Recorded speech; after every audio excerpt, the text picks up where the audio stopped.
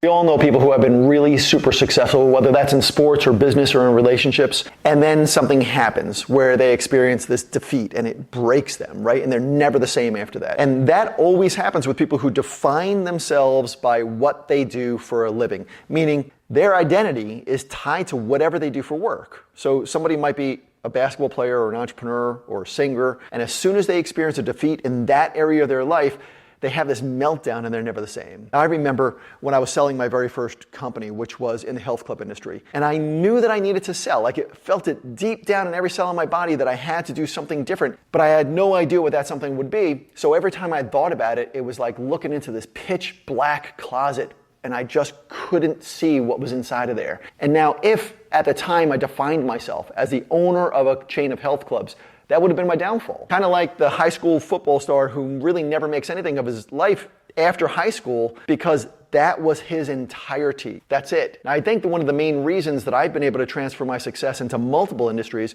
is because I do not define myself by what I do. I define myself rather as the kind of person who has certain traits. Like in business, that might be persistence or focus or leadership or maybe team development. And those traits are learned early in our lives, so it seems almost like you're either born with them or you're not. But that's never the case. Success can be taught. I mean, it's definitely difficult if you already have a track record of taking the easy way and making the wrong decisions in your life. But the great majority of my success came not from building businesses, not from putting teams together inside of my companies, but a lot of my success came from what I learned from others in my life, like my high school wrestling coach, right? It came from doing reverse bridges for 10 minutes or running suicide drills or wrestling people who were significantly better than me, and then having to fight my way out of chokeholds where I couldn't even breathe and where I felt like I was kind of going to die, but I had a coach standing above me telling me what to do and how to get out of those situations. That's one of the main reasons why I think it's so difficult when I meet somebody at a party or at a business event and they ask me what the heck I do for a living. I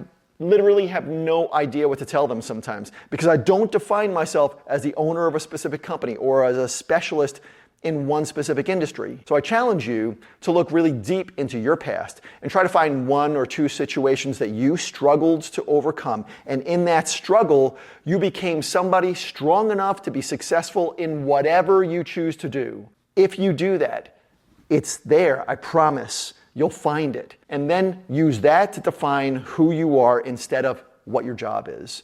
Be a leader, be a supporter, be a creator, be a developer, be a visionary. Do whatever instead of just being a CEO or a doctor or an author. Define yourself on what's inside of you so that you're always driven to grow. Then the moment you want to grow outside of your box or rebrand yourself, you will know exactly what the best path is for you.